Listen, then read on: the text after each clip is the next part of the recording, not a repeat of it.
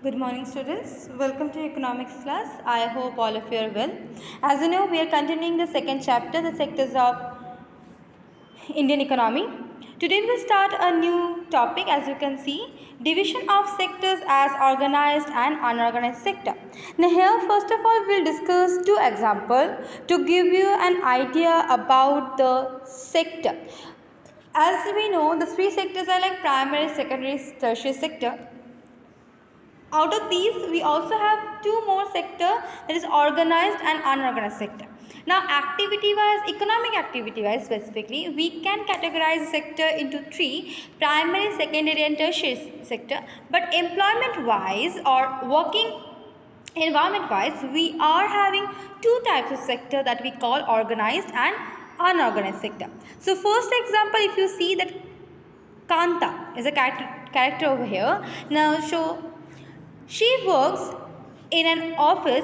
She attends her office from 9:30 a.m. to 5:30 p.m., which is almost 8 hours. She gets her salary regularly at the end of every month. So at the end of every single month, she is going to have her salary that is fixed. Now, in addition to the salary, she also gets provident fund, which is PF, as per the rules laid down by the government. So every single month she is not only getting her salary, she is also going to have provident fund, which is PF, which will help her after her retirement.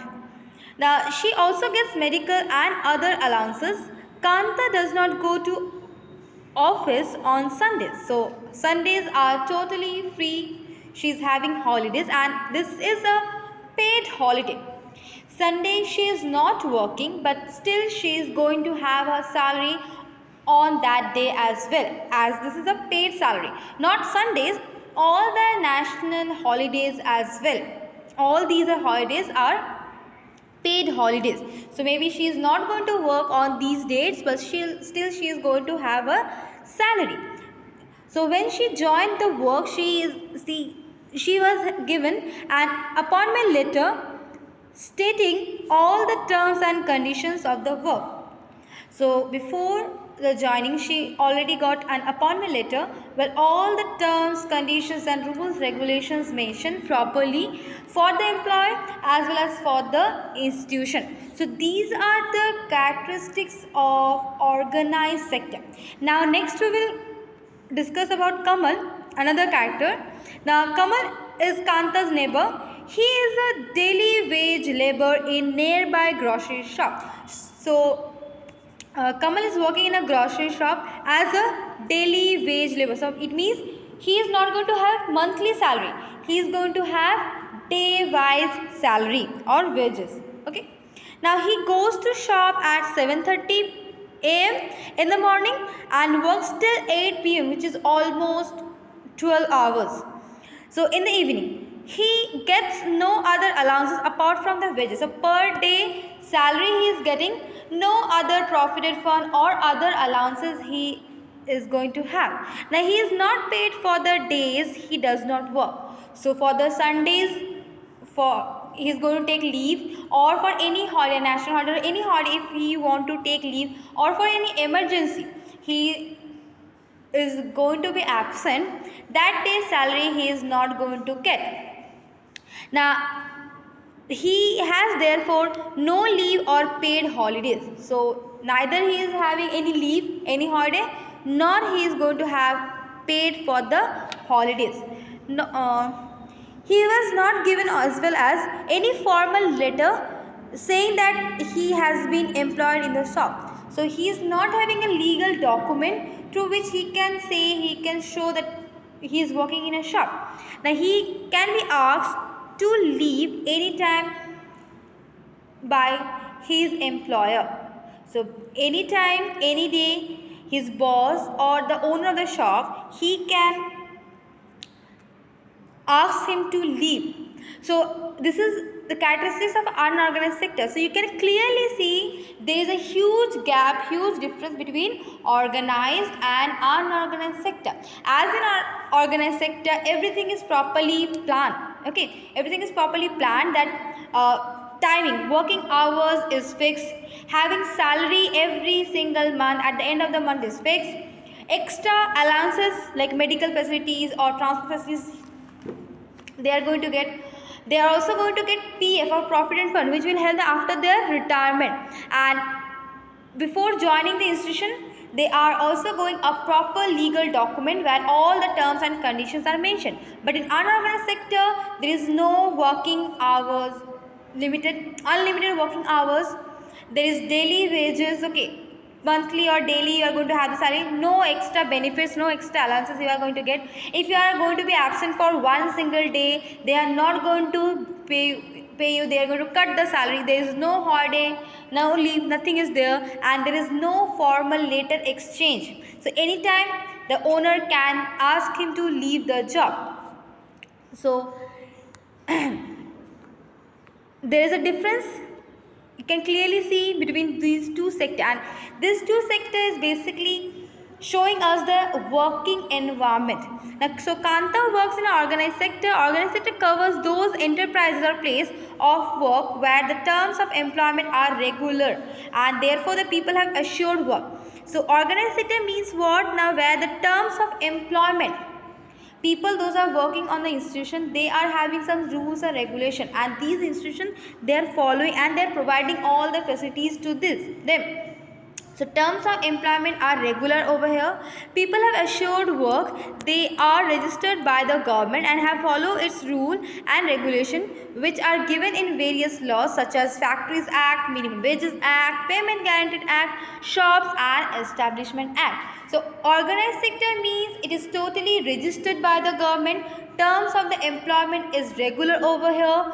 No illegal. Okay, nothing is illegal over every single plan and act is implemented here and it is legal. So this is called organized because it has some formal process and procedures.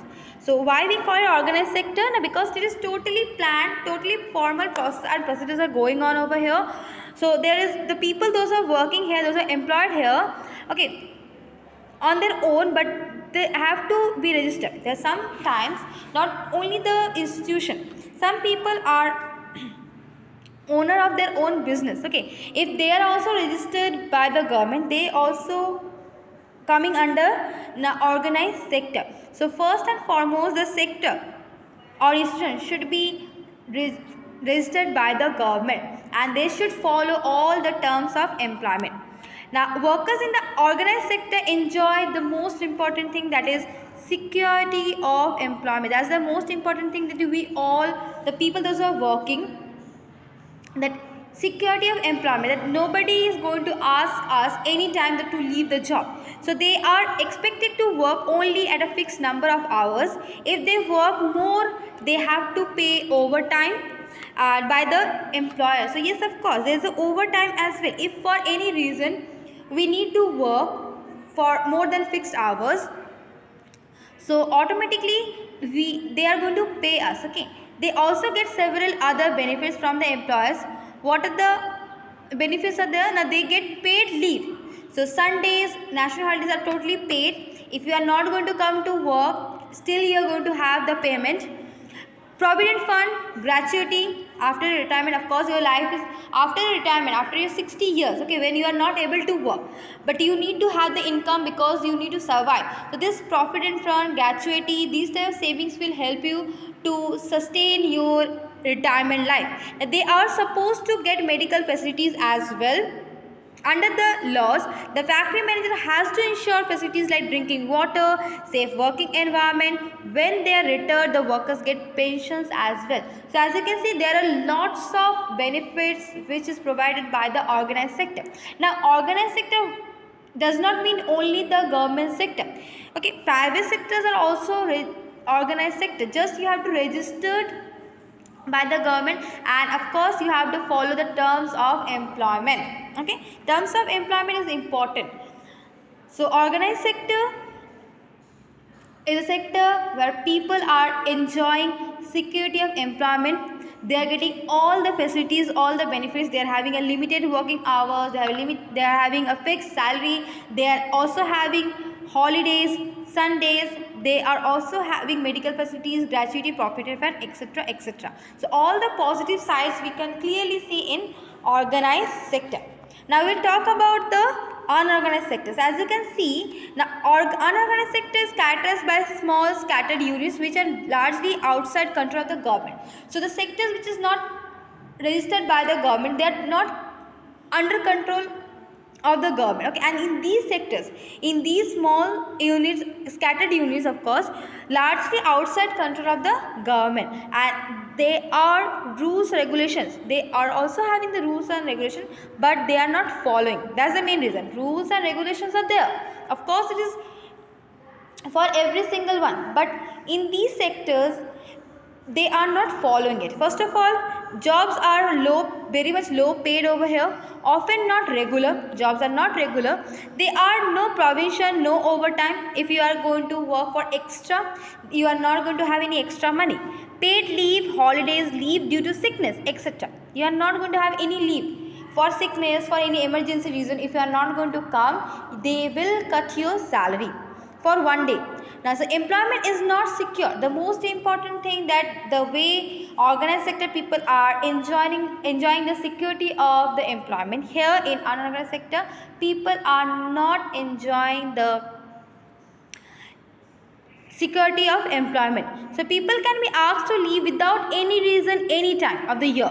When there is less work, such as during some season, some people may ask to leave. Yes, this also happen. Now, if any time the production is less, they don't require some people, they can ask the people to leave. It's not fixed that every single day you are going to have work. Okay, it's totally depending upon the production. If you have huge production, of course you are going to get job. If your production is decreased, you are not going to have the job. So these sectors includes a large number of people who are employed on their own doing small jobs as well. So not only the institution or factories or industrial sector, some people, those who are having their own work, they are also working in the unorganized sector, like the vendors.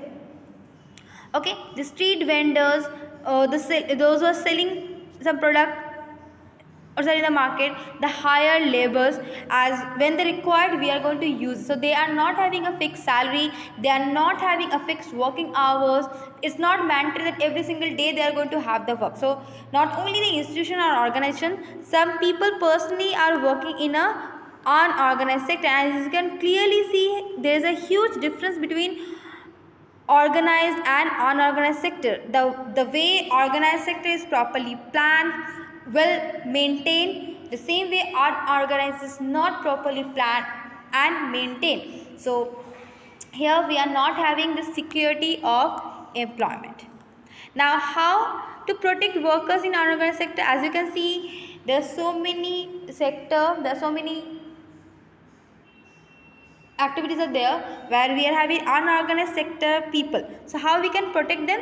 Now, first of all, organized sector enterprises in unorganized sector, they should adopt the strategies to evade taxes and refuse to follow laws that protect laborers. Now, why this happening? Why unorganized sectors are still there? So why so many organization and institution, why they are still not following the rules and regulation of organized sector? First of all, they are not government registered, and just to avoid the taxes, they are not following the rules and regulation. As a result, a large number of workers are forced to enter the unorganized sector. Okay, when they are not going, they just don't want to pay tax and they just want to avoid it. So automatically what is happening is there are a large number of people who are forced to work in an unorganized sector. Result is that now they are exploited, not having proper wages, not having proper earning, again there is no benefits and all. Now in 1990s, it is also common to see a large number of workers losing their job in organized sector, as the organized sector is shutting down right now, okay, or due to other reasons as well. Okay, now from 1990s era, there are so many people, those who are losing their job in organized sector.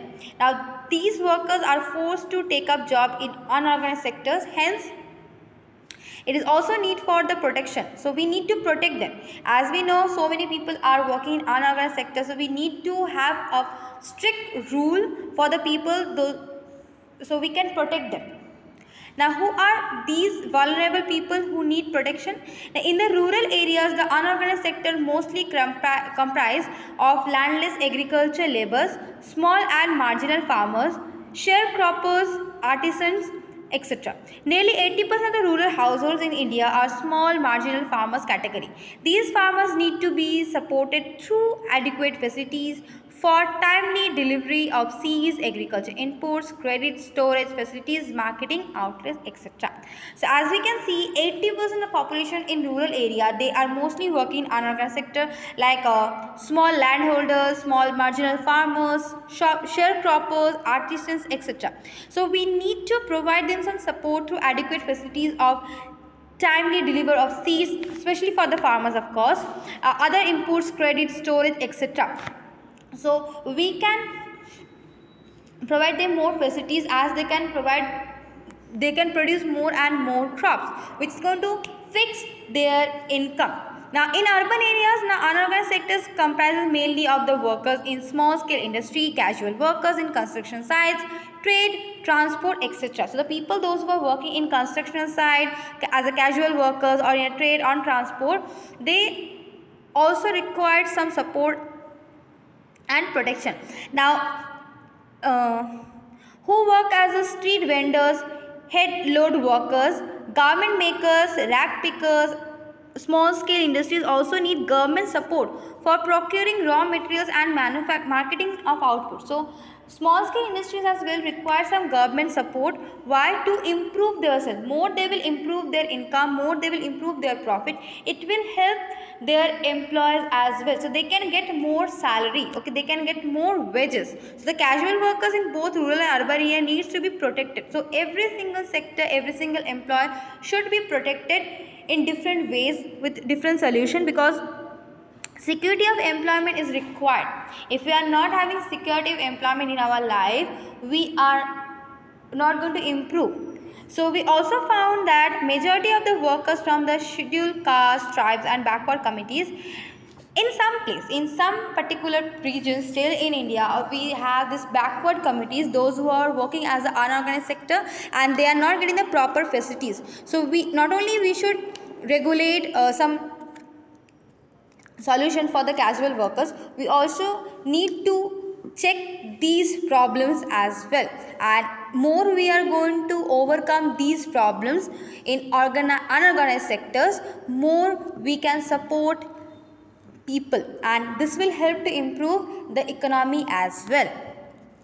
Now the last topic, as you can see, the sectors in terms of ownership.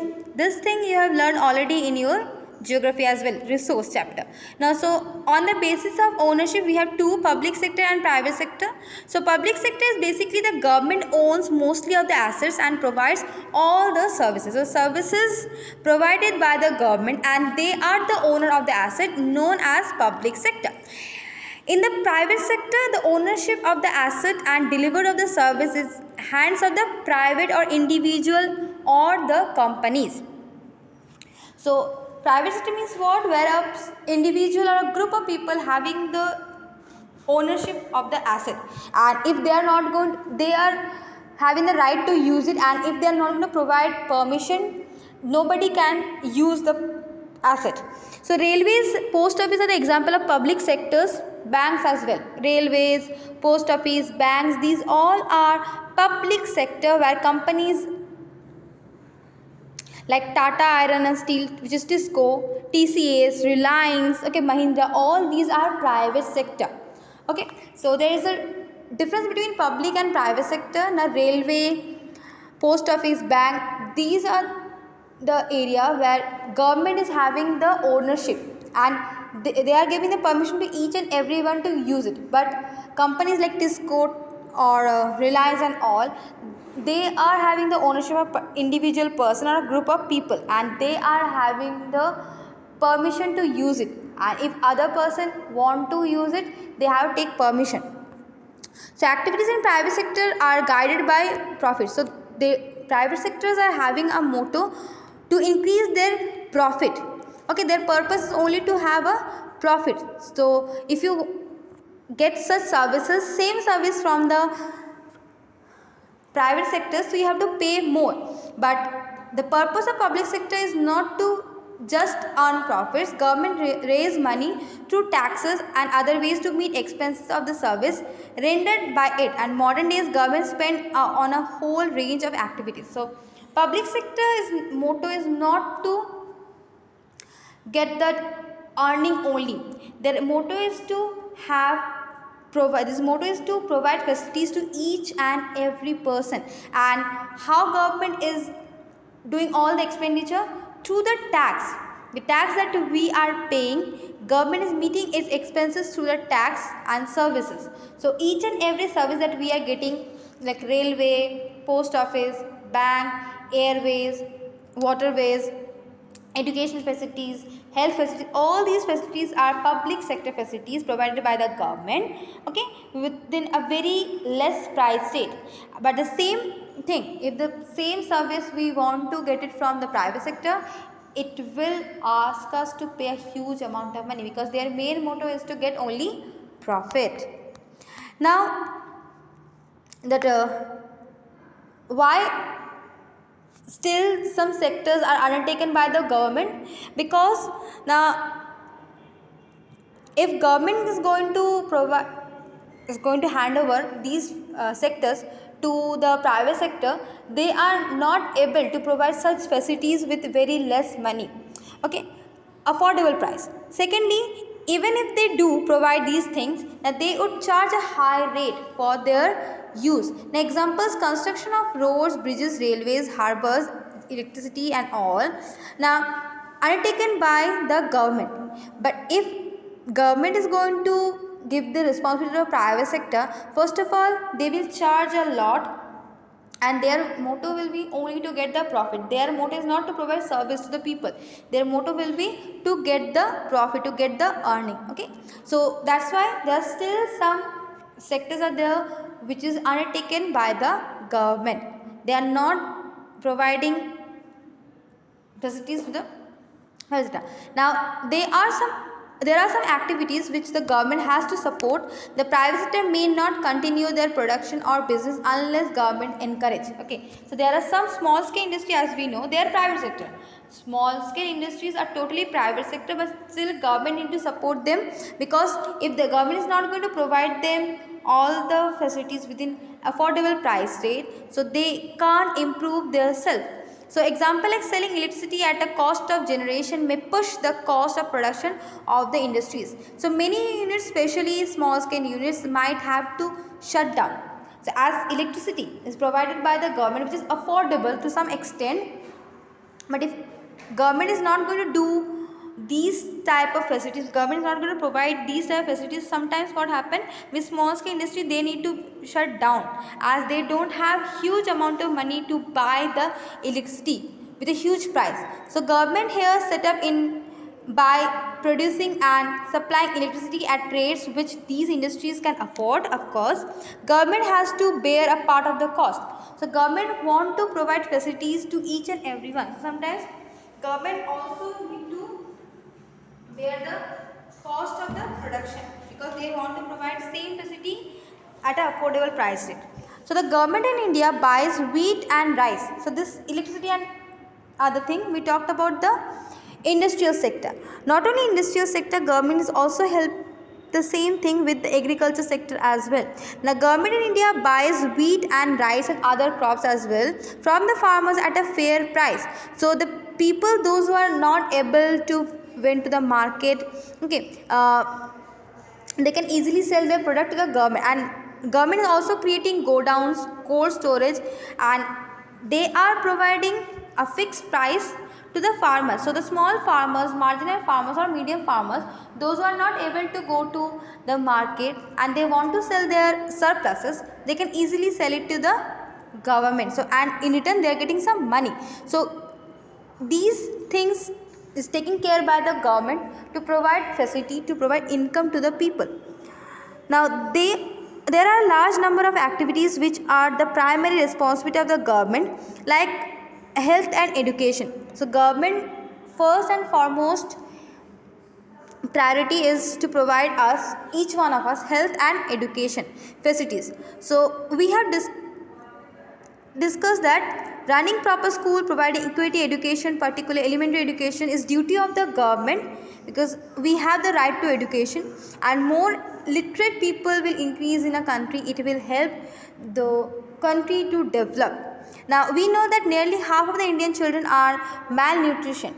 Okay, so why? Because they are not getting proper nutrition, they are not getting proper food, as well as they are not getting the proper medical facilities. So in some critical areas, okay, in some particular regions where we know we are having these type of problems, that people are not having proper nutritious food, they are not having medical facilities, so government should take care of these. They should take some initiatives.